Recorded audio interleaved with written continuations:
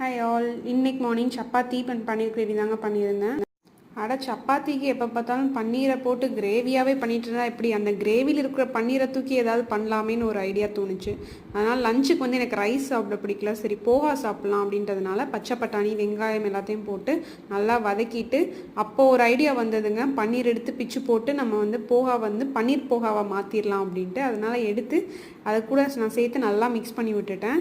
கிரேவியில் இருந்த குடமிளகாவையும் கொஞ்சம் தூக்கி போட்டு கொத்தமல்லியும் போட்டு நல்லா வதக்கிட்டு இருந்தேன். இதெல்லாம் நல்லா வதங்கினதுக்கப்புறமா ஊற வச்சுருந்த போகாவை எடுத்து போட்டு நல்லா பரட்டி விட்டாச்சு.